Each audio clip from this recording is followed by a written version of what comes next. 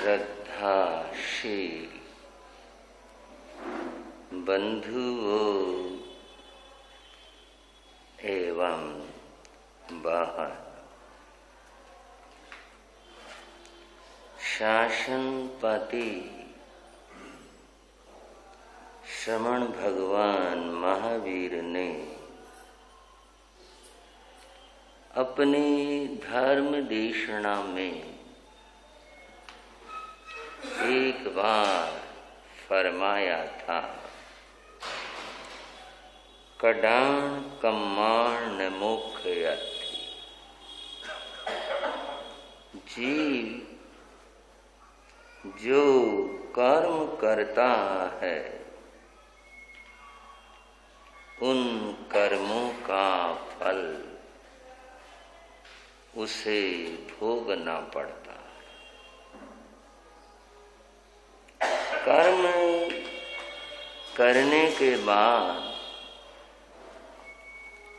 उनका फल न भोगना पड़े, ये नहीं हो सकता। कोई व्यक्ति जप तप साधना से कर्मों की निर्जना कर ले, उन्हें दूर कर दे, ये भिन्न बात है। अन्यथा कर्मों का फल अवश्य भोगना पड़ेगा। त्रिपृष्ठ वासुदेव ने जीवन में बहुत क्रूर कर्म किए। उनका हृदय बड़ा कठोर रहा, कर्म बंधते चले गए और अंत में उन्हें नरक में जन्म लेना पड़ा। नरक भी 7वें नरक। जीव का उत्थान और पतन इस तरह होता है। शुभ कर्मों से आत्मा ऊपर उठती है, पाप कर्मों से उसका पतन होता है। जीव के विकास की कथा महावीर कथा है, जो ये बता रही है कि जीव कैसे नीचे जाता है और कैसे उसका उत्थान होता है। आओ प्रभु कथा की चर्चा करें।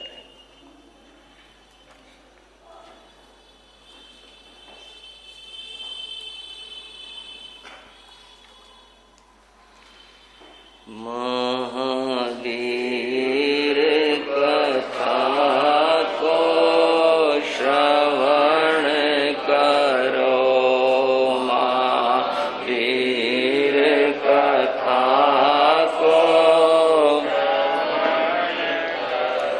आत्म भाव में रमण करो, आत्म भाव में रमण करो, महावीर कथा को श्रवण करो, महावीर कथा को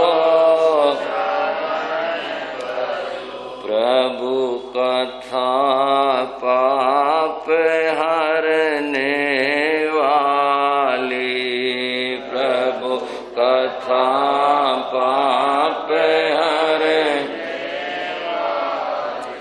अंतर को निर्मल करने वाली,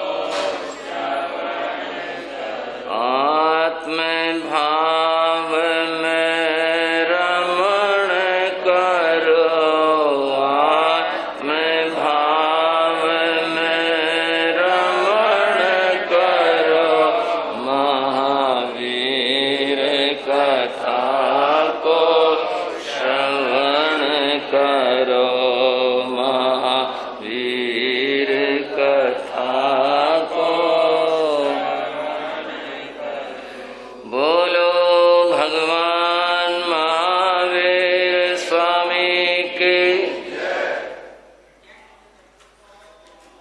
नरक का जीवन,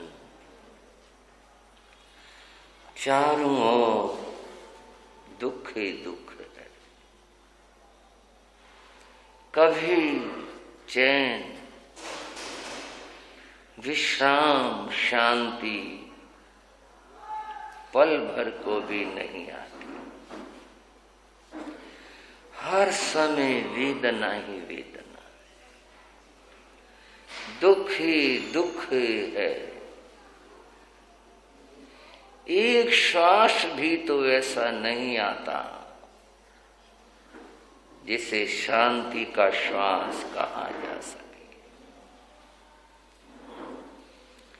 दिन को सूरज तपता है तो भूलोक पर रात में चंद्रमा शीतलता देता है, लेकिन वहां तो न सूर्य है न चंद्रमा है, न सुबह है न शाम है। नरक में तो बस दुख ही दुख है। कोई कल्पना भी तो नहीं जो की जा सके। त्रिपृष्ठ का जीव दुख भोग रहा है, हर समय हाय है, चीत्कार है, शांति का तो श्वास आया ही नहीं। समय बड़ा बलवान होता है, सुख हो या दुख हो, समय की गति अपनी होती है। न वो कम होती है न वो ज्यादा होती है। अनुभव अपना है।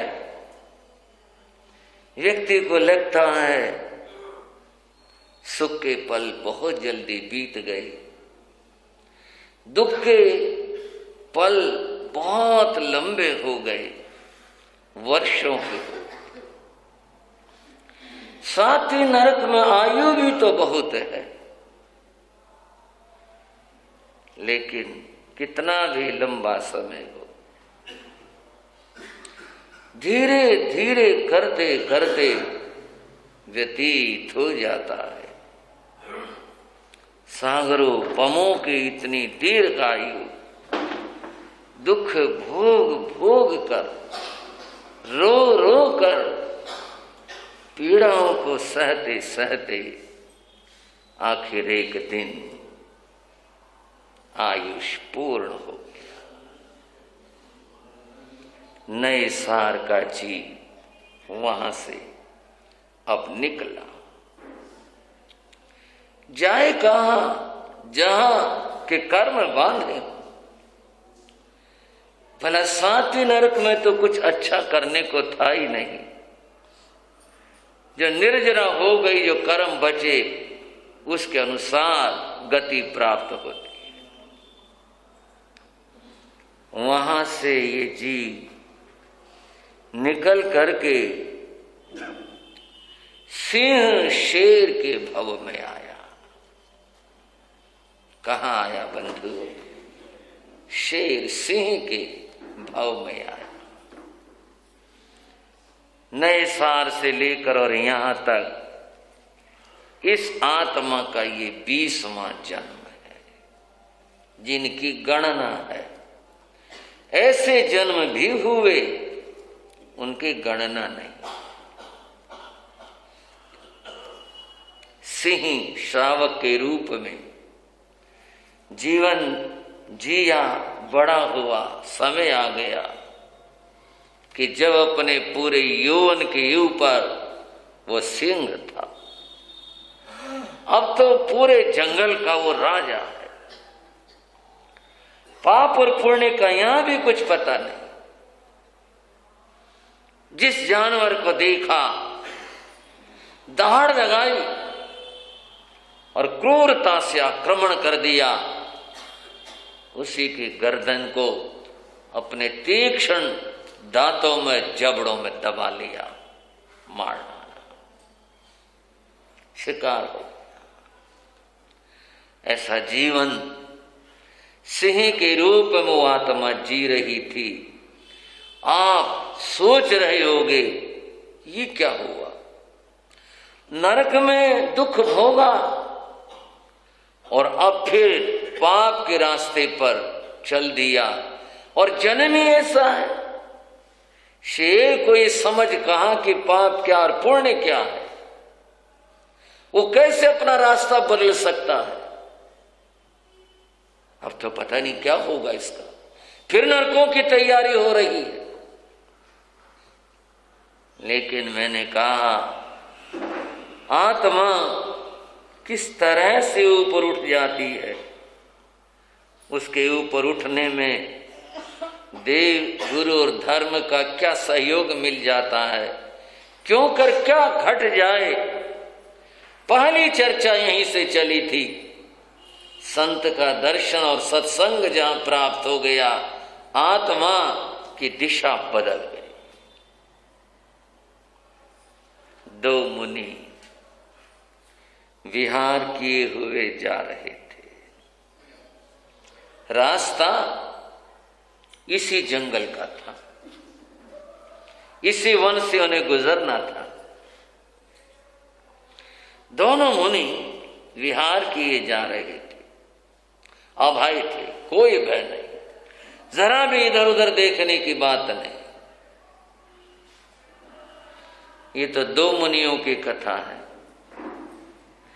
तीन व्यक्तियों की बात बीच में बता रहा। तीन आदमी जंगल से गुजर रहे थे। डर तो तीनों का था, एक को ज्यादा था। वो बोला भाई घबराने की कोई बात नहीं, एक मेरे आगे हो लो, एक मेरे पीछे हो लो। आगे से कुछ आए तो मुझे बता देना, पीछे से कुछ आए तो मुझे बता देना, घबराने की कोई बात नहीं है। लेकिन ये ऐसे नहीं थे, ये तो महान साधक मुनि थे, वन में रहकर तप साधना करते थे, और आज भिक्षा के लिए, कोई और विचार के लिए जा रहे थे, अभय होकर के जा रहे थे। मनुष्य की गंध आई सिंह को। रास्ता कुछ वहीं कहीं था। सिंह अपनी गुफा से निकला। सिंह को इस बात का क्या बोध, ये साधु हैं और इनका शिकार न करूं, ये कौन है। उसके लिए तो जो आ गया बस वही शिकार था। उसने देखा अरे शिकार आ रहा है मेरा, बहुत जोर से दहाड़ लगाई। एक बार को जंगल गूंज उठा और फिर छलांगे मारता हुआ मुनियों के ऊपर आक्रमण के लिए आ गया। हमें मन में बड़ा सोच और विचित्र और भय लग रहा है, क्या होगा। तो बहुत ही जुल्म की बात हो गई। साधु को आना नहीं चाहिए था उनको यहाँ, ये जंगल के रास्ते क्यों आ गए, किसी ने बताया नहीं क्या हुआ उनके साथ। और वो सिंह छलांगे लगाता हुआ आक्रमण के लिए पूरी शक्ति के साथ आगे को आ गया। जब उसने अपनी अंतिम छलांग भरनी थी, साधुओं के ऊपर, बड़े विचित्र साधु हैं, डरे ही नहीं, इधर से उधर नहीं हुए, कुछ नहीं, बड़े अभय रहे। और जब वह सामने आया, साधु बोले शांत शांत हो जाओ, वनराज शांत हो जाओ। ये क्या हुआ।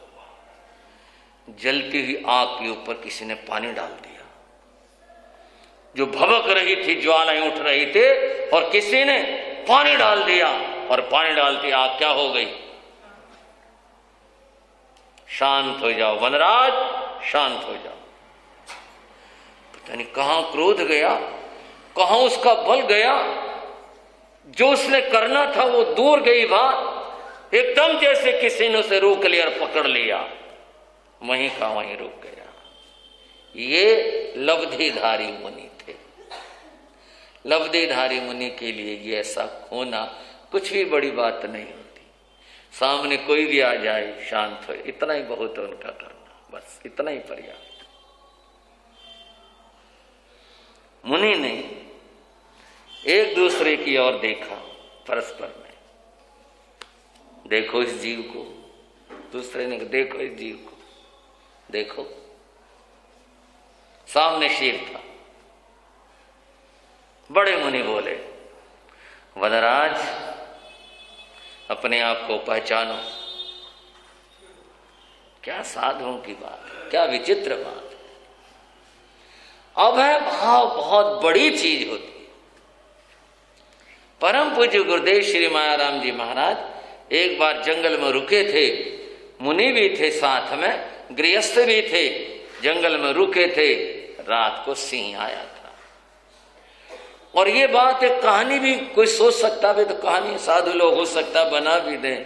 मुझे वो व्यक्ति मिला था जिसका पिता उनके साथ में था, उस व्यक्ति की उम्र उस समय 86 साल की थी।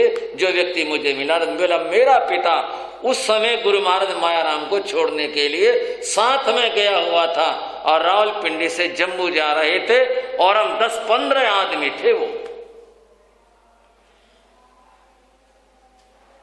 रात को सिंह आया। गुरु महाराज मायाराम ने कहा कोई पत्थर मत उठाना, कोई प्रतिक्रिया मत करना, कोई मत बोलना, चुपचाप नमोकार पढ़ते रहो। गुरु महाराज मायाराम जी की क्या महिमा है बंधुओं। सिंह आया, उनके सामने आकर के बैठ गया, चुपचाप बैठा रहा। बोलो गुरुदेव श्री मायाराम जी महाराज की। और बहुत देर बैठा रहा। सुबह जब प्रतिक्रमण का समय हुआ तो गुरु महाराज बोले, वनराज जाओ, तुम्हारा समय हमारा समय हो गया, जाओ। और उसने दहाड़ लगाई, चुपचाप वापिस हो गया। ये बंधुओं, मैं उस व्यक्ति की बात बता रहा हूं जिसका पिता स्वयं उस समय साथ में गया हुआ था।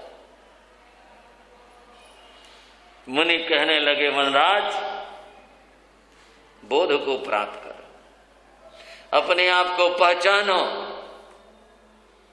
क्या कर रहे हो तुम, और तुम्हें जाना कहां पर है। हिंसा के रास्ते को छोड़ दो। मुनि, अब तक तो शेर आगे आ रहा था, अब मुनि आगे को हुए। चुपचाप वो बैठा रहा, कोई प्रतिकार नहीं कर सका। आक्रमण की बात खत्म हो गई उनकी, और अपने उन तीखे तीखे जलती आंखों से देखने लगा। मुनियों ने कहा, वनराज एक समय आएगा जब तू तीर्थंकर बनेगा। बोलो शासनपति श्रमण भगवान महावीर स्वामी के। सोच अपने आप को, सोच अपने आप को, तू कहां है और तू क्या कर रहा है। सिंह क्या सोच सकता, मैं क्या बताऊं, इसके लिए तो शब्द नहीं है। कुछ थोड़ा सा अपने आप में वो गंभीर और गहन हुआ। ये कौन है, मेरे सामने कोई नहीं टिक सकता, कोई खड़ा नहीं हो सकता, मुझे देखकर सब भाग जाते हैं। ये कौन है, कौन हो सकते हैं जो मुझसे डर ही नहीं रहे। और ये विचार उसका गहरे में चला गया और गहरे में चला गया। और बंधुओं, ये विचार उसका ध्यान में बदल गया और तब उसको जाति सुमरण ज्ञान हो गया। उसने देखा, रे ये तो मुनि है और मैं कहां से कैसे आ रहा हूं। तब तो बात ही बदल गई। वो तीखे तीखे नाखूनों वाले पंजे हर समय जो दूसरों को फाड़ने के लिए होते थे, अब तो जो जोड़ सकता था वो जोड़ लिए। मुंह नीचे को टिका लिया धरती पर, वंदना की मुद्रा हो गई। मुनियों ने कहा, कभी आज के बाद शिकार नहीं करोगे, कभी मांसाहार नहीं करोगे, कोई मृतक जीव का भी नहीं करोगे। छोड़ो इस पर्याय का मोह, शरीर का मोह, छोड़ो इस मोह को, अपनी आत्मा को देखो। सिर झुका लिया, स्वीकार करता हूं, तुम्हें त्याग बोसरे बोसरे, कोई शिकार नहीं करना, कभी तुम्हारी आत्मा का उद्धार होगा। मुनि उपदेश देकर अपने रास्ते पर बढ़े। चुपचाप पीछे पीछे पालतू की तरह से गया, दूर तक गया, चलता गया। वन प्रांत जहाँ समाप्त हुआ, मुनि बाहर हो गई, वापस लौट आया। आकर के गुफा में बैठ गए। शिकार नहीं करना, कोई जीव नहीं मारना, मेरा और कोई भोजन ही नहीं है। चलो छोड़ दिया मोह शरीर का, अब कुछ नहीं है। भूख और प्यास क्या होती है? कुछ नहीं, जी तो इसे। और वह गुफा में बैठा रहा। जो उसकी समझ थी मुनियों को याद के उपदेश की, उसी का स्मरण रहा। सांस सांस में उसने मुनियों को याद किया। और बंधुओं, एक दिन उस देह पर्याय को छोड़ दिया। सामान्यतया ऐसे जीव नरक के भागी होते हैं, लेकिन वह बोध को प्राप्त था, इसलिए उसका जन्म देवलोक में हुआ। चारों ओर सुख बिखरा है। भोगों के, इंद्रियों के भोग के साधन चारों ओर हैं। सुख ही सुख है, परंतु अपने ज्ञान में देखता है क्या सुख है यह है? कुछ नहीं। नरक की वेदना भी भोग कराया, राजपद भी पाया और पशु भी बन गया। क्या है यह? अपनी बुद्धि और अपना विचार बंधुओं शुभ रखा, अच्छा रखा, ये 21वां जन्म हुआ। देव भाव पूर्ण करके इस धरा के ऊपर रत्नोपुर नाम का नगर था। वहां के राजा जित शत्रु, उनकी रानी धारणी, उनके यहां आकर के जन्म हुआ। आप सोच रहे होंगे, आत्मा देखो कहां कहां भटक कर, नीचे नरकों में जाकर, इधर उधर जाकर, और आज कहां पर आ गई? आज मनुष्य भाव में आ गई। मनुष्य होना पर्याप्त नहीं है। मनुष्य होना पुण्यों की बात है, बहुत अच्छी बात है। कुछ देर पहले श्री अमित मुनि जी फरमा रहे थे, मनुष्य होना बहुत पुण्यों की बात है, लेकिन मनुष्य बनकर किया क्या, ये बात देखने की।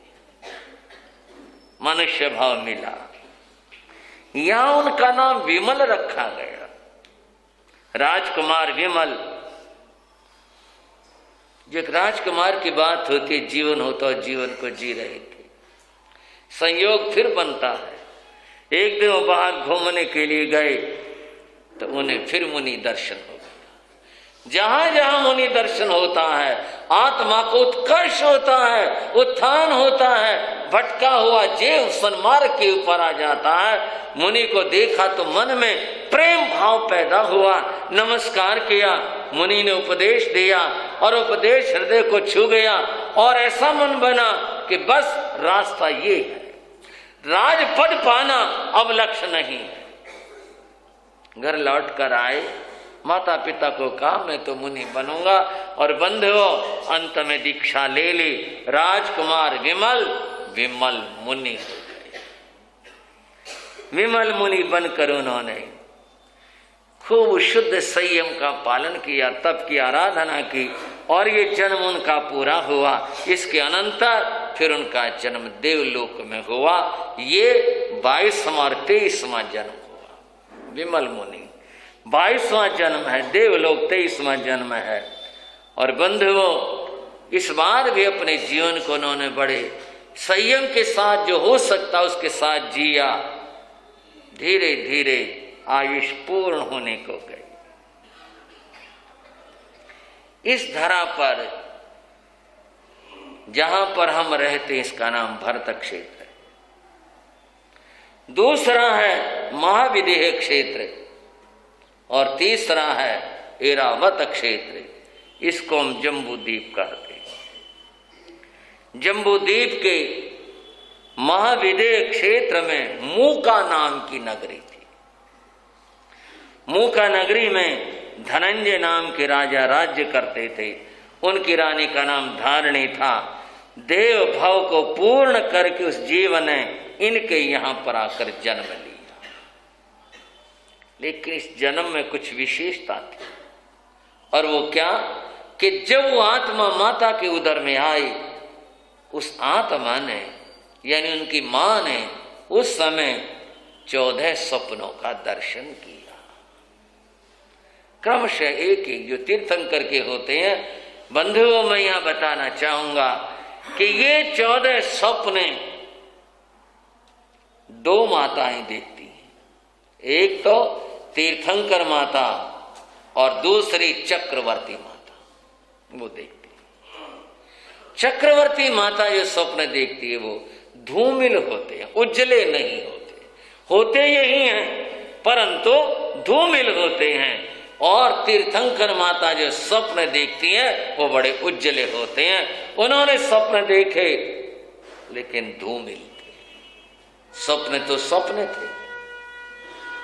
उन स्वप्नों को देखकर वो जागी थी, पति से कहा था और विद्वानों से पूछा था, सबने उत्तम श्रेष्ठ बताया था। उस आत्मा ने यहाँ करके इनकी कुक्षी में जन्म धारण किया। कालांतर में इनका जन्म हुआ और इनका नाम रखा गया प्रिय मित्र। क्या नाम रखा बंधुओं? प्रिय मित्र। यह महाविदेह की बात है। यहाँ के चक्रवर्ती अलग हैं और महाविदेह के चक्रवर्ती अलग होते हैं। महाविदेह में इस आत्मा ने चक्रवर्ती के रूप में जन्म लिया। और आप याद करेंगे भगवान ऋषभदेव ने क्या बताया था, और ये आत्मा जो तेरा पुत्र है मरीचि, ये बड़ी विलक्षण आत्मा है। एक जन्म में ये वासुदेव होगा, एक जन्म में ये चक्रवर्ती होगा और फिर आगे चल करके ये 24वां तीर्थंकर होगा। अब ये दूसरी बात जो प्रभु ने कही थी वह आज पूर्ण हो रही। जन्म हुआ, खुशियां मनाई, नाम प्रिय मित्र रखा गया और फिर बड़े होने पर राज्य प्राप्त हो गया। इनकी अयोध्यशाला में चक्र रत्न प्रकट हुआ। फिर चक्र रत्न के सहारे से इन्होंने देशों का साधन किया और अंत में ये चक्रवर्ती पद के ऊपर प्रतिष्ठित हुए और लंबे समय तक ये उसका साधन करते रहे, राज्य का उपभोग करते रहे। अंत में इन्होंने दीक्षा ली। चक्रवर्ती की 2 गति होती है, या तो वह देव गति में जाता है और बंधुओं अथवा वह साधु बन जाए तो श्रेष्ठ साधना कर देव बनता है या मोक्ष में भी जा सकता है, अन्यथा उसकी गति नरक की होती है।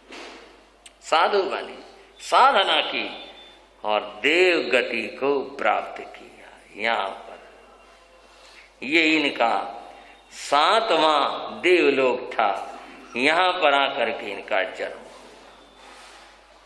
यहाँ की आयुष को भी भोगा और बंधुओं इसके बाद फिर मनुष्य भव में आते हैं। और कहाँ आते हैं? छत्रा नाम की नगरी थी, यहीं भरत क्षेत्र। आत्मा देखो कैसे यात्राएं करती है। छत्रा नगरी के अंदर जिस शत्रु राजा था, भद्रा उनकी रानी थी, इनके यहाँ पर आकर के इन्होंने जन्म लिया। यहाँ इनका नाम नंदन कुमार रखा गया। क्या नाम रखा बंधुओं? नंदन कुमार। यह इनका 26वां भव है। नंदन राजकुमार पढ़े हुए। इन्होंने पोटिल्य नाम के आचार्य की देशना सुनी। नाम था पोटिल्य। पोटिल्य आचार्य की देशना सुनकर इनके मन में वैराग्य हो गया और नंदन राजकुमार ने दीक्षा ले ली। राजकुमार से अब ये मुनि हो गए, नंदन मुनि हो गए। नंदन मुनि को एक बार नमस्कार करते हैं। आप भी नमस्कार कर लो। नंदन मुनि को नमस्कार कर लो। नंदन मुनि महान मुनि थे। नंदन मुनि ने महान जीवन में साधना की। और क्या साधना की बंधुओं? तीर्थंकर बनने के 20 बोल होते, 20 बात होती। उन 20 बातों में से किसी एक भी बात का कोई अगर पूर्ण रूप से आराधन कर ले तो वह जे तीर्थंकर नाम की प्रकृति का बंध किया करता है और वो जीव आगे चलकर फिर तीर्थंकर बनता है। नंदन भाव में यानी इस जन्म में नंदन मुनि ने महान तप की साधना की। क्या उनकी वज्र की काया होगी बंधुओं, बताने से पहले नमन करता हूं। क्या अद्भुत होगा, उन्होंने कितना महान तप इस भव के अंदर किया है, कितनी महान तपस्या की है। उन्होंने 11,60,000 मास खमण तप किया। बोलो नंदन मुनि की। 11,60,000 मास खमण तप किया। इतना महान तप की उन्होंने आराधना की इस भाव में, नंदन मुनि के भाव में। न जाने जन्म जन्म के संचित कितने कर्म थे डाले। भगवान महावीर ने कहा था, भव कोड़ी संचियं कम्मं तब सा निज रिजई। करोड़ों जन्मों के संचित जो कर्म है तप की आराधना से वो सारे दूर हो जाते, नष्ट हो जाते हैं। ये जैन धर्मावलंबी जो तप करते हैं या जैन धर्म में जो तप की साधना बताए, ये अन्यथा नहीं बताए, यूं ही नहीं बताई कि भी चलो कर लो। नहीं नहीं, इसके पीछे बड़ा रहस्य है। तप की आराधना से जन्म जन्म के संचित कर्मों का नाश होता है, दूर हो जाते हैं, आत्मा धुलकर पावन हो जाती है। भगवान महावीर ने कहा, कोई व्यक्ति नदी में अथवा तीर्थ में जाकर स्नान करे और वो ये कहे कि मेरे पाप धुल गए, ये केवल मनोरथ है। ऐसा होता नहीं है। जो पाप धुला करते हैं वे तो संयम से और तप से धुला करते हैं, ध्यान से धुला करते हैं। रास्ता यही है। इतनी महान तप आराधना करके नंदन मुनि ने तीर्थंकर नाम प्रकृति का उन्होंने बंद कर लिया। और फिर आयुष पूर्ण होने पर बंधुओं इनका देवलोक में जाकर जन्म हुआ। इनका देवलोक 10वां देवलोक था। प्राणत नाम के देवलोक में जाकर इनका जन्म हुआ। वहां ये आत्मा रह रही है, अपने पुण्यों को भोग भी करती है, लेकिन किसी तरह लिप्त नहीं है। अलिप्त रहते हुए वहां के भव को पूर्ण कर रही है। अब आओ जरा इस पृथ्वी पर आते हैं। वो आत्मा तो देवलोक में है। इस पृथ्वी के ऊपर उस समय वैशाली नाम का महानगर था, जिसको वैशाली नगरी कहते हैं। वैशाली में चेतक नाम के राजा राज्य करते थे। विषयांतर होने से मैं बात को नहीं कह पा रहा। ये युग भारत का बड़ा अद्भुत युग है, जिसकी मैं चर्चा कर रहा हूं, राजा चेतक का युग। गणतंत्र की स्थापना सबसे पहले दुनिया में राजा चेतक ने की थी। ये सत्य है, इतिहासविदों के द्वारा मान्य है। जो गणतंत्र है, गणतंत्र की स्थापना राजा चेतक के द्वारा हुई थी और राजा चेतक जैन था। आप सवाल करो जैन कहां से आ गया? महावीर का तो जन्म भी नहीं हुआ, आपने जैन बता दिया। पार्श्वनाथ परंपरा का मानने वाला था, जैन था। जैन शब्द उस समय प्रचलित नहीं था, ये तो आज का शब्द मैं कह रहा हूं, परंतु पार्श्वनाथ भगवान का अनुयायी होने से यह जैन धर्मावलंबी था। इसके 9 लच्छवी 9 मल्लवी ये मित्र राजा थे। इनके यहां पर वोट का सिस्टम था। आज जिसको वोट कहते हैं, इनके राज्य में उसको छंद कहते थे। किसको कितने छंद मिले, अर्थात कितने वोट मिले, उससे निर्णय होता था। अतः गणतंत्र की स्थापना करने वाला दुनिया में पहला व्यक्ति कोई अगर हुआ तो वह चेतक था। चेतक की रानी का नाम सुभद्रा था। इनके यहां पर 10 पुत्रों ने जन्म लिया था और 7 पुत्रियों ने जन्म लिया था। राजा चेटक का जो सबसे बड़ा बेटा था उसका नाम सिंहभद्र था। नाम सिंह था लेकिन वो कर्म से भी सिंह था। उस समय का ये इतना बहादुर और वीर व्यक्ति था। सिंह सेनापति नाम से उपन्यास आता है। इसके ऊपर ये सिंहभद्र जो है अपने युग का इतना बलवान व्यक्ति था, उस समय के लोग इसे थर्राते थे। युद्ध में जहां सिंह सेनापति चला गया, शत्रु सेना का टिक पाना मुश्किल होता था, इतना यह विकट व्यक्ति था। और बंधुओं, बेटियों की बात भी करें साथ में। राजा चेटक की 7 ही बेटियां सती कहलाई। सबकी सब बेटियां सती कहलाई। गृहस्थ में जाने के बाद भी ये क्या कहलाई? सती कहलाई। इनमें सबसे बड़ी बेटी का नाम त्रिशला था। कुछ कथाओं में इनको बहन बताया, हमारी परंपरा में ये इनकी सबसे बड़ी बेटी थी। सारी बेटियां, सारे बेटे धर्मनिष्ठ थे और बेटियों की तो बात ही क्या है, सभी धर्मात्मा थी। शनै शनै समय के साथ उम्र बढ़ती है, बेटे हों बेटियां हों, अपनी उम्र के साथ बढ़ते हैं। त्रिशला का स्वभाव कुछ अद्भुत ही था। मां देखती ये बेटी तो बड़ी विलक्षण है, अपने आप में ज्यादा सीमित रहती थी, बहुत गंभीर थी। गुणों का उसे पुंज कहा जाए तो कुछ गलत नहीं होगा।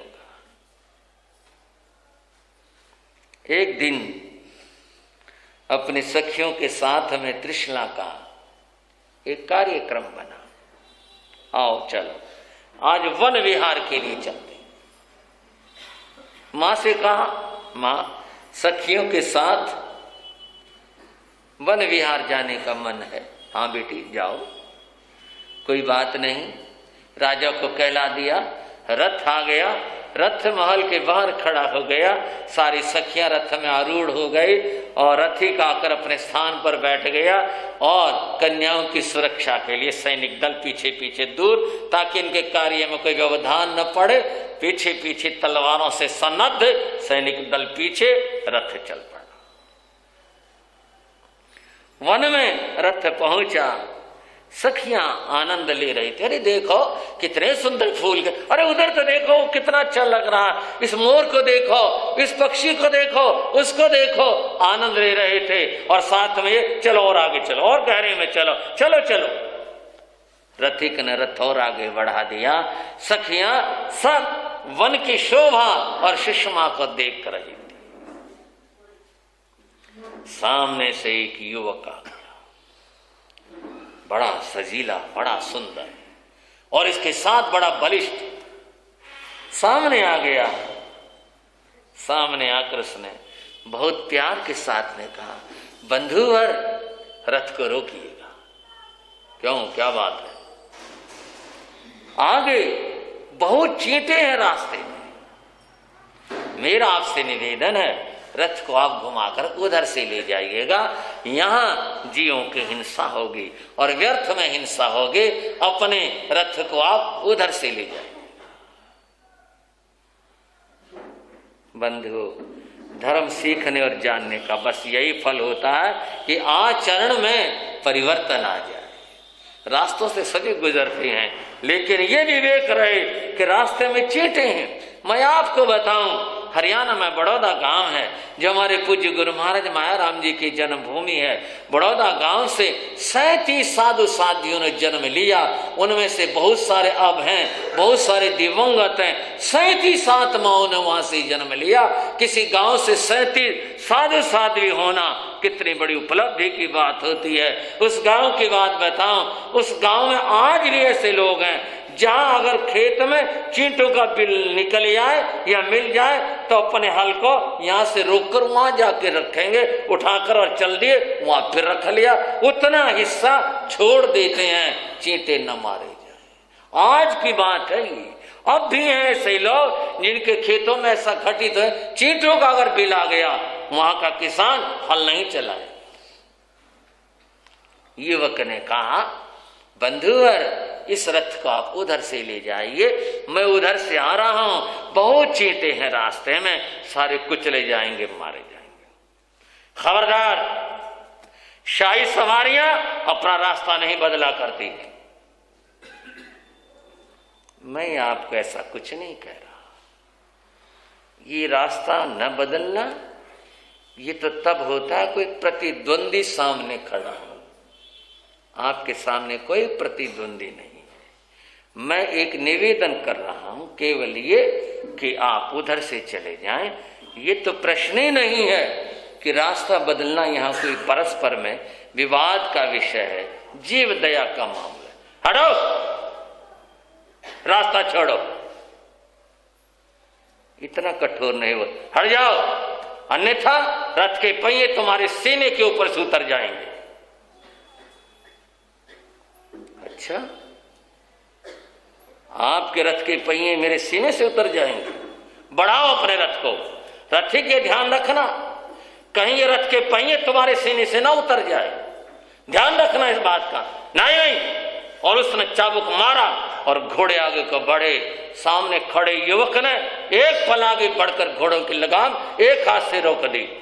घोड़े ही ने ना आए, वहीं ठहर गए। इतनी मजाल रथ को रोकने की तुम्हारी सैनिकों, और इतना कहते ही सैनिकों का दल तलवारें लिए हुए आगे आ गया। अकेला आदमी, 5-10 सैनिकों ने घेर लिया उसे और तलवारों के साथ में घेर लिया। निहत्था आदमी और सैनिकों के हाथ में तलवारें, और थोड़ी देर के बाद एक तमाशा जैसे हो गया। उस युवक के हाथ चल रहे थे, उसके पांव चल रहे थे, उसका सिर चल रहा, उधर पकड़, उधर पटक, उसको वहां फेंक, उसको उधर मार, और देखते ही देखते सारे चित्त हो गए। अब वो खड़ा था, बोला, बढ़ाओ अपने रथ को, नहीं तुम्हारे सीने से इसके पहिए में गुजारूंगा।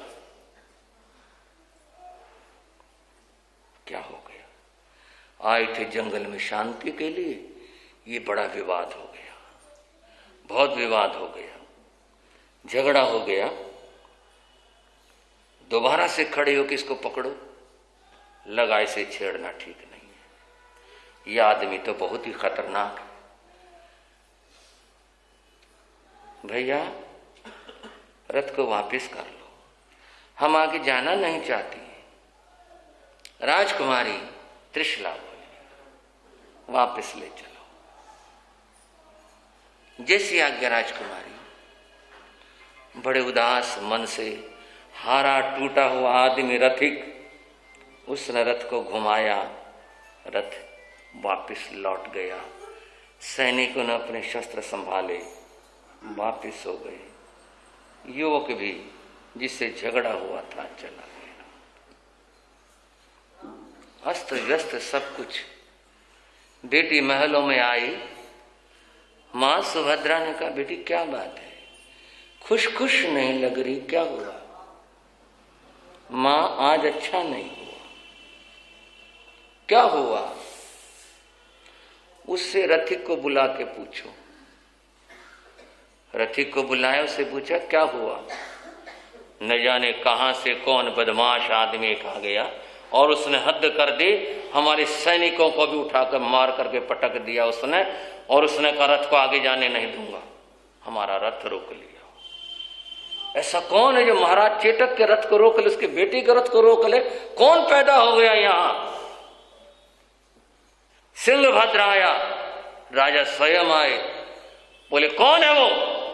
सिंहभद्र ने कहा, मैं जाता हूं, देखता हूं कौन है, किसके मजाले मेरी बहन के रथ को रोक ले। भैया गुस्सा व्यर्थ नहीं करते हैं, किसी मतलब से गुस्सा करो तो अच्छा लगेगा।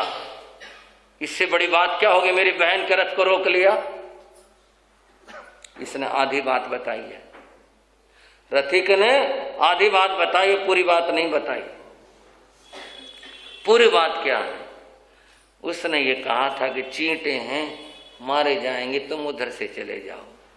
हम तो कुछ बोली नहीं, ये अकड़ गया और बोला तेरी छाती के ऊपर से पहिए गुजार दूंगा रथ के। और झगड़ा हो गया, सारे सैनिकों ने उसे घेर लिया। पिताश्री एक बात बताना, आपके राज्य में एक नियम है ना कि नियत आदमी पर हथियार नहीं उठाते? हाँ बेटी, मेरा ये नियम है। आपके सैनिकों ने नियत आदमी के ऊपर हथियार उठाए, गलत हुआ। वो एक था, ये 10 थे। क्या एक आदमी को 10 आदमी घेरेंगे? नहीं बेटी, एक से एक ही लड़ेगा। तो ये गलत हुआ, बिल्कुल गलत हुआ। ये तो इन्होंने बिल्कुल गलत किया। मेरे नियम का, राज्य के नियम का उल्लंघन क्या होना? रथे क्या हुआ? हुआ तो ऐसे ही था। तुमने हमारा नियम क्यों तोड़ा? महाराजन गुस्सा आ गया, उसने रथ रोक लिया। रोका तो उसने गलत नहीं था, तुमने उसे छेड़ा। पता करो है कौन, मालूम तो करो। हमारे राज्य का है, गैर राज्य का है, कौन है पता करो उसको। आदेश दिया, उस युवक का पता किया जाए। शाम को जिनकी भी ड्यूटी लगी थी, भेद लेने वालों की, जासूसों की या खोज करने वालों की, उन्होंने लौट करके समाचार ये दिया, कुंडग्राम का, क्षत्रिय कुंडग्राम का राजा सिद्धार्थ जिसका नाम था, वो वन विहार के लिए अकेला आया था। वो और कोई नहीं था, वो सिद्धार्थ था। सिद्धार्थ था? अरे सिद्धार्थ तुम्हारा मित्र, हमारा अधीनस्थ राजा है। जो भी हो, वो सिद्धार्थ था। सिद्धार्थ तो भाई, उसके ऊपर तो हम बहुत फख्र करते हैं। हमारा मित्र है वो तो हमारा अधीनस्थ नरेश भी है। वो तो कुंडग्राम, क्षत्रिय कुंडग्राम हमारा अपना वैशाली का अधीनस्थ राज्य है, और वो तो बहुत बलवान है। तुमने उससे झगड़ा करके अच्छा नहीं किया। वो मैं जहां तक आज तक मैंने सुना, उसने कभी झगड़ा किया ही नहीं किसी से। जो हम कहते हैं तो वही करता है। तुम लोगों ने गलत किया उसके साथ, ऐसा नहीं करना चाहिए था। चलो आगे ध्यान रखना, एक आदमी से एक ही उलझेगा, अन्य आदमी पर कोई हथियार नहीं उठाएगा और इस बात का दंड मिलेगा तुमने उसके साथ गलत किया। हम उसके लिए से क्षमा याचना करेंगे राज्य की ओर से, जबकि वो हमारा अधीनस्थ है। हम बड़े हैं, मालिक हैं, लेकिन गलती तो बड़े को भी माननी पड़ती है। तुमने आज हमारा झंडा नीचा कर दिया, बहुत गलत हुआ। राज्य की ओर से क्षमा याचना की गई। सिद्धार्थ ने बदले में क्षमा याचना कर ली। एकांत में मां और बेटी बैठी हुई थी। मां थी सुभद्रा, बेटी थी त्रिशला। मां, हाँ बेटी, ये लड़कियों के लिए विवाह करना जरूरी होता है क्या? बेटी ये तो दुनिया की रीत चली आती है, दुनिया ऐसी चलती है। लड़के हों लड़कियां, विवाह तो होते ही हैं, तो ये तो होता ही है सभी। नहीं माँ, कोई जरूरी है क्या विवाह करना? बिना विवाह के भी तो रह सकते हैं। नहीं बेटी, अच्छा नहीं लगता ऐसे तो घर में युवा बेटी हो। कहना क्या चाहती हो? मैं ये सोचती हूं मैं विवाह ना करूं। क्यों, क्या बात है? कोई बात हो तो बताओ। ये तो परंपरा है, रिवाज है, तो बड़ी बेटी है, हमने तो बहुत सपने संजोए हैं तेरे लिए, बड़े ठाठ से तेरा विवाह करेंगे, क्या बात है? अगर आप ऐसा सोच रही हो तो एक छोटा सा निवेदन मेरा भी है। अगर मेरा विवाह हो तो उस परम दयालु सिद्धार्थ के साथ हो, अन्यथा मैं कुंवारी रहूंगी, ये मेरी प्रतिज्ञा है। बेटी ऐसी तो ना करो प्रतिज्ञा, प्रयत्न करेंगे इस बात के लिए, जो तेरी भावनाएं हैं वो हम देख लेंगे, लेकिन ऐसा तो ना कहो नहीं नहीं मैं ये सोच चुकी, मेरा ये निर्णय है, मेरा ये फैसला। ठीक है बेटी।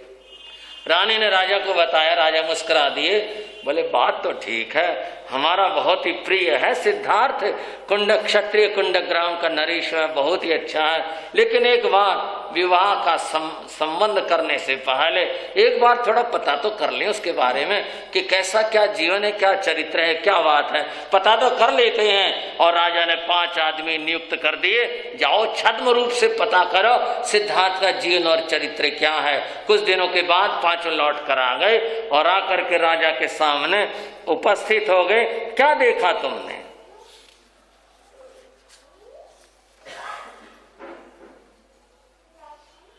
बहुत बलवान है, बहुत मधुर भी है। एक ने कहा बहुत दानी भी है, प्रजा को बहुत प्यार करता है। चौथे ने कहा, 5वें ने कहा महाराज मैं बात बताऊं, ये जितनी प्रशंसा कर रहे हैं इतनी बात नहीं है। हाँ तुम बताओ। इन्होंने तो बहुत प्रशंसा कर दी, तुम बताओ। ये जानते उन्हें दानवीर हैं। ये क्या जान रहे हैं? ये जानते उन्हें ये दानवीर हैं। परंतु कितने दानवीर हैं बता दूं आपको उनके बाद। कितने दानवीर हैं? क्या क्या दानवीर हैं? न पीठ पाई अरि वृंद ने कभी, उस व्यक्ति ने दुश्मन को कभी पीठ का दान नहीं दिया। उस आदमी ने, सिद्धार्थ ने अपने दुश्मन को कभी पीठ का दान नहीं दिया। न पीठ पाई अरे वृंद ने कभी, न वक्ष देखा पर नार ने कभी। ऐसा व्यक्ति है। इससे बड़ी प्रशंसा उसके चरित्र की और नहीं हो सकती। राजा गदगद हो गया और दूसरे दिन ही अपने बड़े बेटे को सिंहभद्र को बुलाकर थाली सजाकर शगुन के जो कुछ रीति नीति दुनिया की होती हैं वो सब देकर कहा, जाओ अपनी बहन के रिश्ते के लिए चले जाओ, हमने चुन लिया है क्षत्रिय कुंडग्राम के राजा सिद्धार्थ को तुम्हारी बहन के लिए। और बंधुओं सिंहभद्र गया। बस ये तो अब दुनिया के जो भी बात होती है, कहना सुनना, अतिथि सत्कार, देना लेना करना और यूं पंडितों को बुलाना, ये तो एक नीति है। वो सब कुछ हुई और ये रिश्ता कर दिया गया। और फिर समय आया बड़े ठाठ के साथ में, बहुत चूंकि इतना बड़ा नरेश वैशाली का राजा चेतक अपनी बड़ी बेटी का विवाह कर रहा था, कोई कमी उसने नहीं रखे। और इस विवाह के बाद राजा क्षत्रिय कुंडग्राम के राजा सिद्धार्थ का कद बहुत ऊंचा हो गया, क्योंकि अब वह वैशाली का दामाद हो गया था। चारों ओर इस बात की चर्चा होने लगी।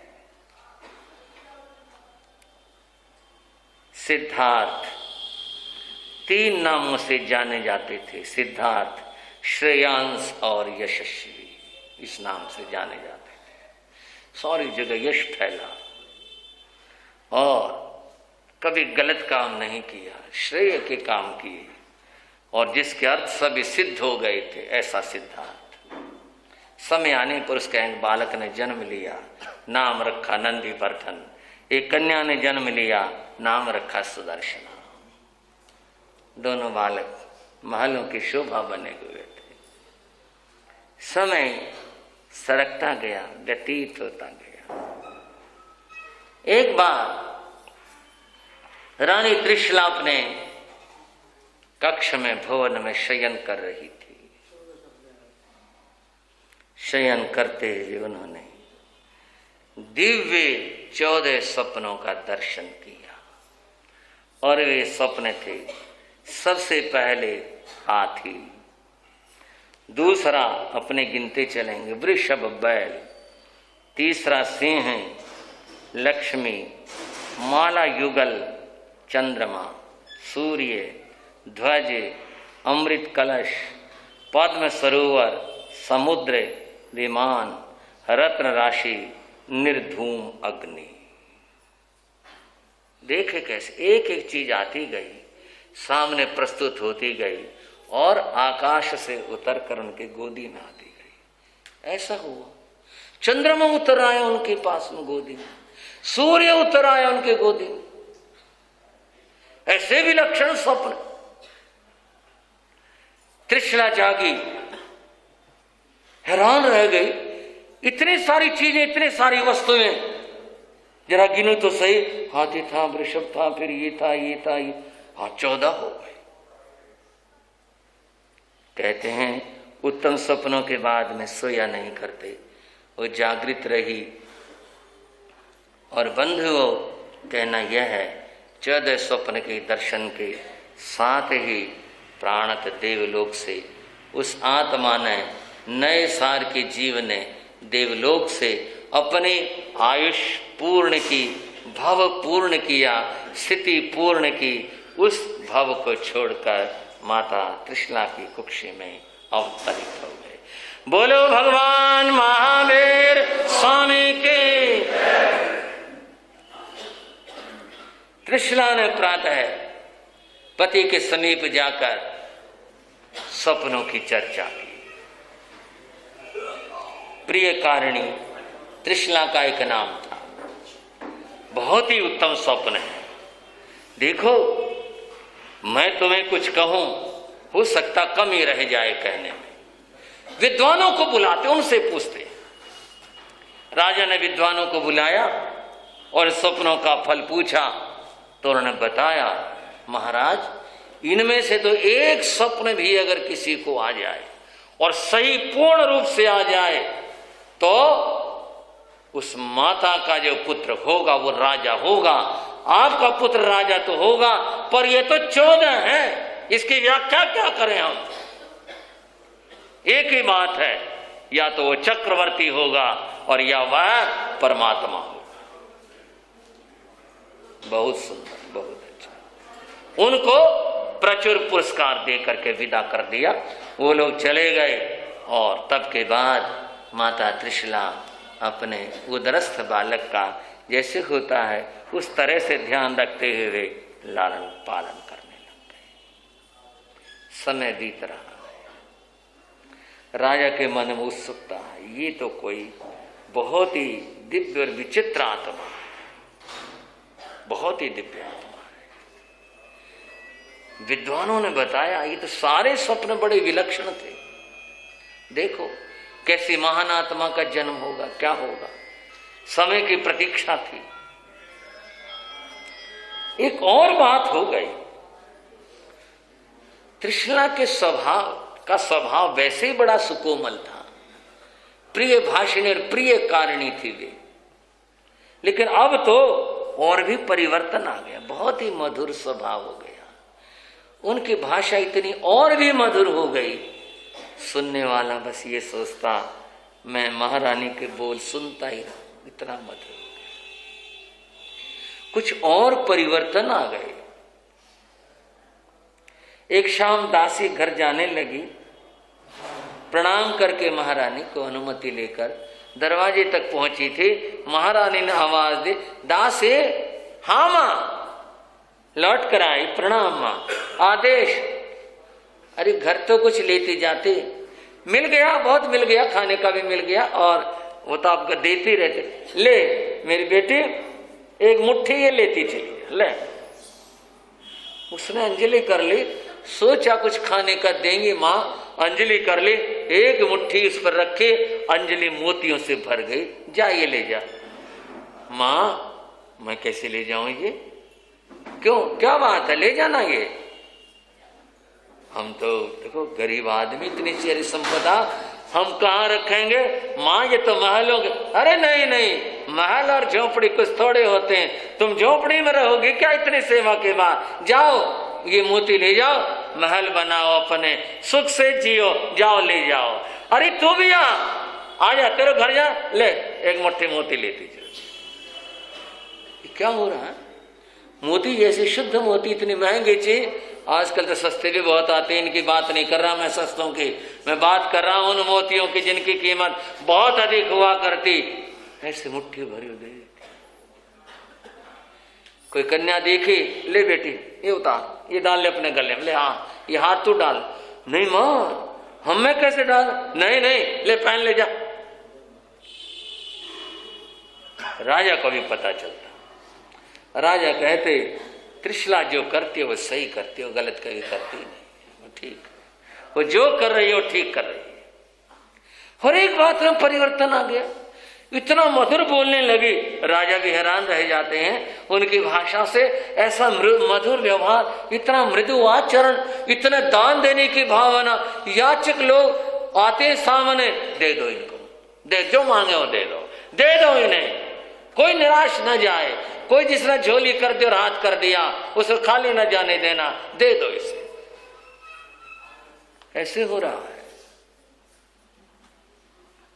खुशियों भरा वातावरण और एक अजानी खुशी राजा रानी के मन में समाई हुई थी। उसकी तो कोई बात ही नहीं, ऐसी विचित्र खुशी। उसकी इंतजार थी सबको, प्रतीक्षा थी सबको। समय बीत रहा था लेकिन ज्यादा समय नहीं बीता था, अभी 3 ही महीने बीते थे। एक दिन राजा ने देखा, आज तो तृष्णा उदास है। क्या बात हुई? सिद्धार्थ आए, प्रियकारिणी, हाँ महाराज, क्या बात है? आज तेरा मन उदास है। कोई बात नहीं, हो जाएगा, ठीक हो जाएगा। बात क्या हुई? बात तो कुछ भी नहीं। किसी ने कुछ कह दिया क्या तेरे सम्मान के विपरीत? किसी ने कुछ ऐसी बात कह दी? नहीं। कुछ मुझसे हो गया क्या तेरे मन के विपरीत जो तुझे अच्छा ना लगा हो? कोई बात हो गई क्या? नहीं, आप थोड़े कहोगे, आपने तो कभी कहा नहीं। तो क्या बात, उदास क्यों? मन होता है ना, हो जाएगा ठीक है, अभी तो मन ठीक नहीं है। चलो आओ कुछ खा लो। खाने को भी मन नहीं कर रहा, जो मन होगा मैं खा लूंगी। महल उदास हो गए, पूरा वातावरण उदास हो गया। महल की शोभाएं जैसे मुरझा गई, सारा वातावरण महल का। राजा आज अपने राज्य सभा में भी नहीं गए। क्या बात है त्रिशला, बात तो बताओ। मन में कभी कभी महाराज ऐसी बात आ जाती है जो होने की नहीं होती है। मन पता नहीं क्या सोच लेता है, अब वो जो होने की नहीं होती है पर उनको कहना क्या होता है। फिर भी पता चले, देखेंगे क्या नहीं होती, पता तो चले इस बात का। बात क्या है? क्या बात बताऊं आपको, क्या करोगे सुनकर? और तुम्हारा मन दुखी होगा। नहीं बताओ तो सही, पता चले ना बात क्या है। क्या बताऊं? रात से मन में एक बात पता नहीं कहां से आ गई। मैं समझा रही हूं अपने आप को, मेरी समझ में मेरा मन नहीं मान रहा। मेरा मन ये कर रहा है, इंद्राणी के कानों के कुंडल लेकर और मैं वो पहनूं। और ऐसे नहीं मैं मांग कर पहनूं, ऐसे नहीं। इंद्राणी, इंद्र पराजित हो और इंद्राणी आकर के मुझे दे भेंट में और वो मैं पहनूं। अब भला ये हो सकती है बात? पता नहीं मन में क्या बात आ गई, ये तो ही नहीं सकती। हाँ रानी, मुश्किल बात है ये तो बहुत मुश्किल बात है। कोई बात नहीं, मन हो जाएगा ठीक, समझ आ जाएगी। एक दिन बीता, 2 दिन बीते। देवलोक में शक्रेंद्र महाराज अपने सिंहासन पर बैठे हुए इंद्राणी के साथ में भूलोक का दर्शन करते हैं और उनकी दृष्टि सिद्धार्थ के महलों पर आई। माता त्रिशला को देखा, वो द्रस्थ शिशु को अपने ज्ञान में देखा, नमस्कार किया। तीर्थंकर की मां और उदास है, ये कैसी है? ये तो कोई बात हुई नहीं। तीर्थंकर की मां और उदास हो, त्रिलोकीनाथ की मां और उदास हो, ये बात नहीं समझ आई। क्या कारण उदासी का जरा देखें। उपयोग लगाकर देखा तो पता चला कि ये कारण है। रानी इंद्राणी, ये बात तो पूरी करनी पड़ेगी। त्रिलोकीनाथ की मां जो चाहे वो तो पूरी करनी पड़ेगी। कैसे करोगे? करेंगे, कुछ तो करेंगे। देवराज इंद्र ने आदेश दिया, युद्ध की भेरी बजा दी जाए। आक्रमण तो कोई है नहीं, भेरी क्यों बजवा रहे हो? नहीं, हमारा आदेश है, युद्ध की भेरी बजे देवलोक में और जब देश सैनिक के रूप में बना बना कर अपने वेशभूषा, अपने वैक्रिय शक्ति के द्वारा सैनिकों के साथ में, रथों के साथ में और अश्व और उसके हाथियों के साथ विशाल सेना, बोले चलना कहाँ? बोले कुंडग्राम पर आक्रमण करें। कहाँ आक्रमण करेंगे? कुंडग्राम के ऊपर।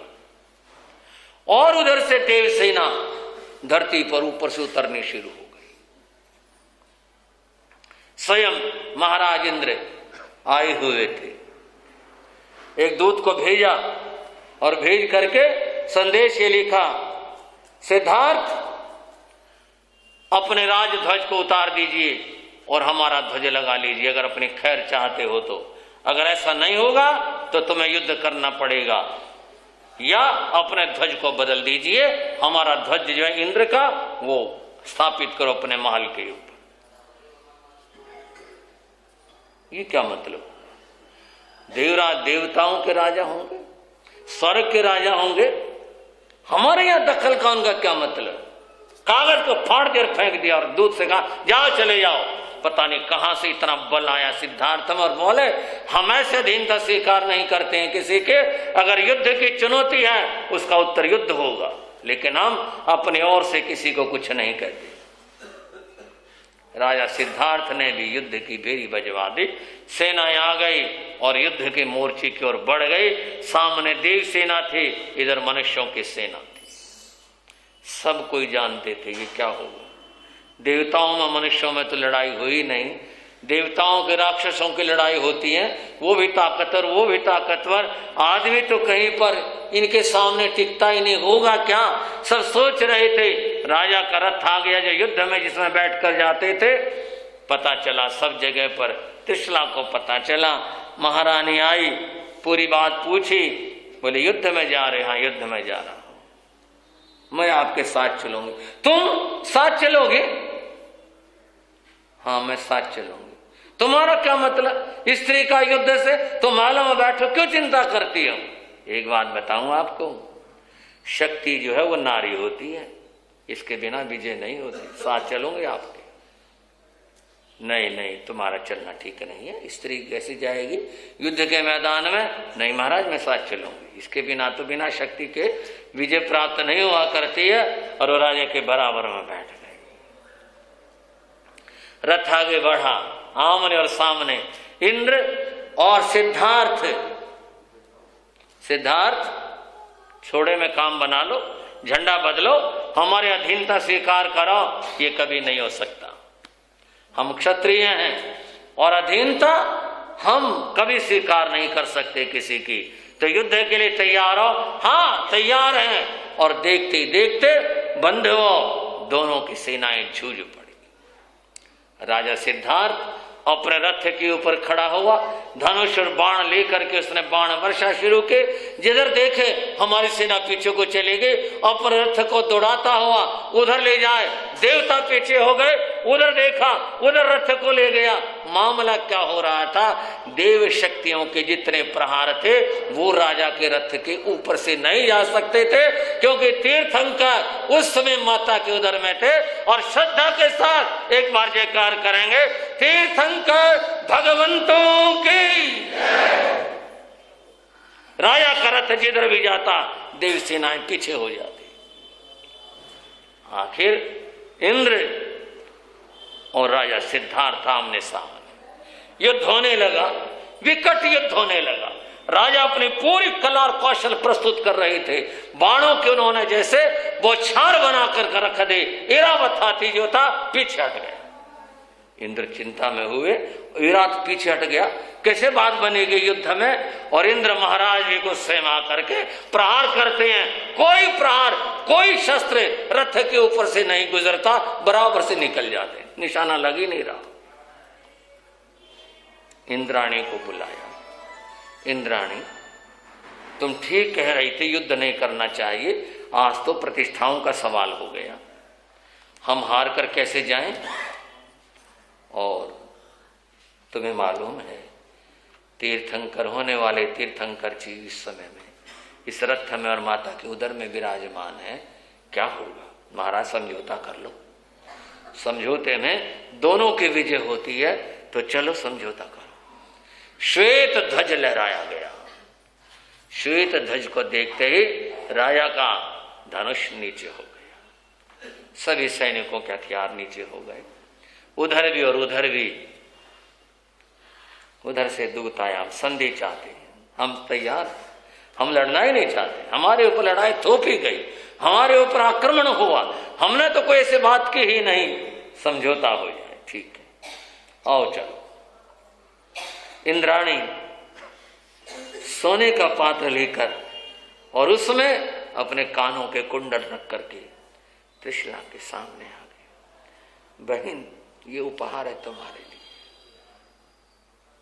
इंद्राणी, तेरे कान सोने करके मुझे सुख नहीं मिलेगा ना, तेरे कान सोने हो तो मुझे सुख नहीं मिल सकता। लो बहन, अपना हार उतारा, उसके गले में डाल दिया और अपने कुंडल उसे दिए, उसने अपना हार उसे दिया, उसने उसके कुंडल पहन लिए।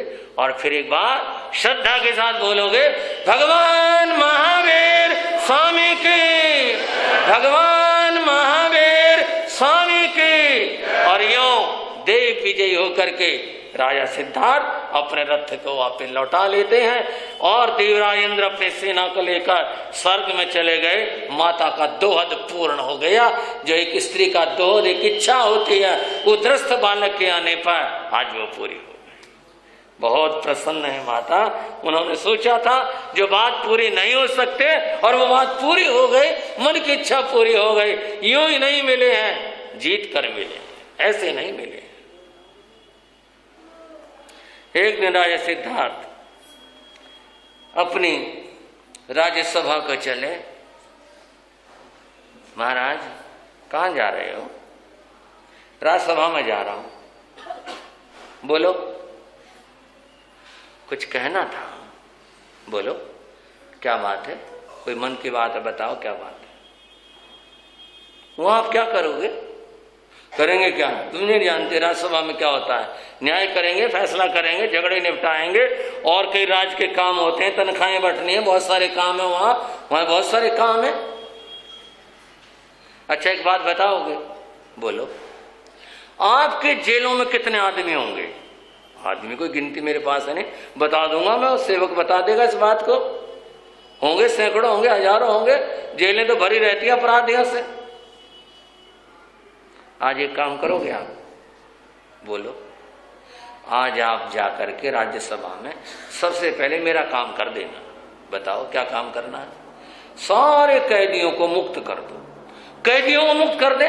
क्या बात कर रहे हो? सारे अपराधी सड़क पर आ जाएंगे और जीना मुश्किल कर देंगे। यही तो बात है आपकी। आप सोचते हो कि वो ऐसा कर देंगे। मेरा कहना यह है कि वो सच्चे इंसान बन जाएंगे। क्षमा करके तो देखो आप, क्षमा में कितनी बड़ी ताकत है। राजा ने एक बार को त्रिशला की ओर देखा। त्रिशला में समझ गया ये संदेश कहीं और से है, मैं समझ गया। ठीक है, आज ऐसा ही करते हैं। राजा ने गए और जाति राजा ने आदेश दिया, जितने भी हमारे कैदी हैं सबको मुक्त कर दिया जाए।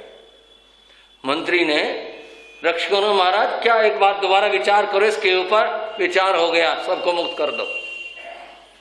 जेलों के दरवाजे खोल दिए। कोई उत्सव, कोई त्योहार, कुछ नहीं।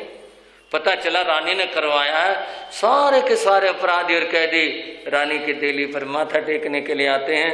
जय हो रानी, तुम्हारी जय हो। हम तो सड़ रहे थे, हम तो वहाँ भूखों मर रहे थे, हमारी क्या दशा थी, तुमने हमारी आवाज़ सुन ली। रानी तुम्हारी जय हो। और रानी कहती हैं, उनके भाव हैं, जय किसकी हो? भगवान महावीर स्वामी की। समय सरकता गया। उद्रस्त बालक अब कुछ बड़े हो गए। आपको ज्ञात हो, उदर में रहते हुए तीर्थंकर को 3 ज्ञान होते। माता के उदर में ही 3 ज्ञान होते। मति ज्ञान, श्रुत ज्ञान, अवधि ज्ञान। अवधि ज्ञान अतीन्द्रिय ज्ञान होता है। वे वहां स्थित होते हुए बाहर को जानते हैं, देखते। शिशु महसूस करते हैं, मेरे माँ को अब कुछ कष्ट होने लगा है। उठती हैं तो सहारे की अपेक्षा रखती हैं, बैठती हैं तो भी बहुत इनको सोचना पड़ता है, मेरी वजह से हो रहा है। माँ को कष्ट हो ये मुझे इष्ट नहीं है। किसी भी प्राणी को कष्ट नहीं होना चाहिए, तो मेरी माँ है, मेरी माँ को कष्ट हो ये ठीक नहीं। कैसे दूर किया जाए? अंतर में वहां से ही उनका चिंतन है, कैसे दूर किया जाए। देह का थोड़ा विस्तार हो गया इसलिए माँ को कष्ट है। चलो थोड़ा सा सिमट जाते हैं। उस महायोगी ने उस गर्भस्थ अवस्था में ही योग की साधना करके अपने आप को छोटा और सीमित कर लिया, अपने अंग और उपांगों को ऐसा समेटा कोई हलचल जिससे ना हो किसी तरह की, चुप शांत एकदम से। बस कुछ देर बीती, तृष्णा ने महसूस किया क्या बात है यार, हल्कापन सा हो रहा है, क्या बात है। महसूस किया कोई किसी तरह हलचल भी नहीं, उठने बैठने में भी वैसा नहीं लग रहा, क्या बात हो। माँ का मन तो ममता भरा होता है, वो तो चिंताओं में भर गई। ये क्या बात हुई, हल्कापन हो गया, हलचल भी कुछ नहीं हो रही। कहीं ऐसा तो नहीं हो मेरे लाल को किसी देव ने, किसी दानव ने, किसी राक्षस ने, किसी पराशक्ति ने हरण कर लिया हो। महाराज ने इंद्र से टक्कर ले ली थी, कहीं उसने तो नहीं कुछ कर दिया, कि और किसी ऐसी दैविक शक्ति ने तो नहीं कुछ कर दिया। क्या बात हो गई पता ही नहीं चलना, लग ही नहीं रहा कुछ भी। और माँ तो बिसुर पड़ी, उसकी तो आंखें गंगा और यमुना हो गई, उसके तो रुमाल भी भीग गए आंखें पहुंचते पहुंचते। मेरा बेटा, मेरे बेटे को क्या हो गया, मेरा बेटा कोई भी हलचल नहीं, पता नहीं किसने क्या किया। माँ उदास हुई, पूरा महल उदास हो गया, जितने महल के लोग थे सब। महारानी को कौन क्या कहे, राजा सिद्धार्थ स्वयं आए, रानी क्या बात है। महाराज हमारी संपदा लगता है चली गई। ऐसा कैसे हो सकता है, मुझे लग रहा है। क्या बात, बिल्कुल हल्कापन हो गया। रानी देखो होना तो नहीं चाहिए, ऐसा पुण्यवान जीव उसे कोई अपहरण करके ले जाए, मुझे नहीं लगता। इंद्र ने भी जब पराजय मान ली, किसकी हिम्मत है। नहीं मुझे तो लग रहा है कुछ हो गया। और वो तो रोने लगी, जोर जोर से रोने लगी। माँ फूट फूट कर रोने लग गई, मेरा बेटा, मेरा बेटा। राजा भी क्या करें सिवाय इसके कि रानी चुप हो जाओ। कैसे चुप हो जाऊं, जिसकी चीज होती उसे पता उसकी कीमत, अगर कुछ हो गया तो मैं कैसे जीवन जीऊं। मां जब रोने लगी, पूरे महल भर में उदासी भर गई।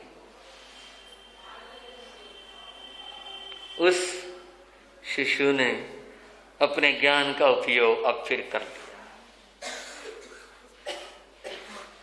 देखा उनकी मां रो रही है, मां रो रही है, ये क्या बात हुई। बार बार कह रही हैं बहुत हल्का लग रहा है, ऐसा हो रहा है, हलचल नहीं रही कुछ भी, ऐसा क्या प्रतीत, कुछ भी नहीं लग रहा। इस बात को बार बार दोहरा रही हैं। उनके पिता है राजा, वो कह रहे नहीं कोई बात नहीं, कुछ नहीं होगा, वो बहुत पुण्यवान है, कोई देव शक्ति उसे ले जा नहीं सकते। वो नहीं मान रही हैं और वो तो बार बार चिंता कर रही हैं, उपयोग लगा कर दिखा रही। मैंने तो माँ के लिए अच्छा किया था, मेरी माँ को दुख ना हो, मेरी माँ को कष्ट ना हो, मेरी माँ को पीड़ा ना पहुंचे, मैंने तो इसलिए किया था। और लो मैंने अच्छा किया और माँ बुराई मान ली। अगर माँ को यही इष्ट है कि मुझे कष्ट हो तो मुझे क्या दिक्कत, अगर यही इनका सुख है, यही इनको ऐसा लगता है। उस दिव्य आत्मा ने अपनी समाधि खोल दी और समाधि खोलते ही हलचल शुरू हो गई। ठीक है महाराज, बिल्कुल ठीक है, अब ठीक लग रहा, पता नहीं क्या बात हो गई थी, अब बिल्कुल ठीक लग रहा है, सब कुछ अच्छा है। और एक श्रद्धा हमारी जयकार भगवान महावीर स्वामी की। और बंधुओं समय सरकता गया, रानी त्रिशला की अद्भुत अद्भुत बातें इस तरह से घटित होती चली गई और सभी का ही मनों के अंदर ये था, पता नहीं क्या बात है, ऐसी क्या दिव्य आत्मा, ऐसी क्या विशिष्टता है इनकी, जो इतनी सारी बातें, नई नई बातें, दान की, दक्षिणा की और कैदियों को मुक्त करने की और भी कितनी कितनी सारी बातें घटित हो रही हैं। और बंधुओं, अंततः करते हुए ईसा से 599 वर्ष पूर्व, कितना? ईसा से 599 वर्ष पूर्व, और चैत्र का महीना, शुक्ल पक्ष और शुक्ल पक्षी त्रयोदशी और मध्य रात्रि की वेला, उस वेला में बंधुओं माता त्रिशला त्रिलोक की जननी ने एक महान शिशु को जन्म दिया। उस महान शिशु की बात बंधुओं शब्दों में, त्रिशला भवन में, बोलो त्रिशला महावीर जन में,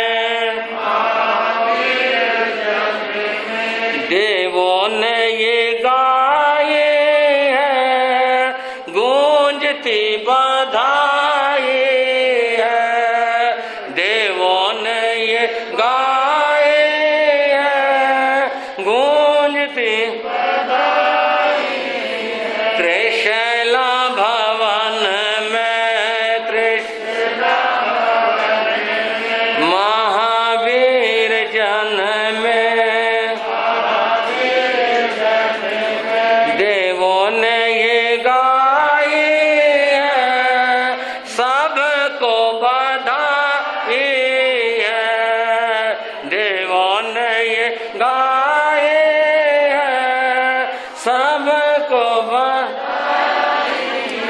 देवों ने ये गाए है, संघ को बधाई है, देवों ने ये गाए है, संघ को बधाई है। नेत्र देख धन्य हो, नेत्र देख धन्य हो, रोशनी असीम जो, सीमा में समाए हैं, गूंजती बधाई है, सीमा में समाए हैं, गूंजती बधाई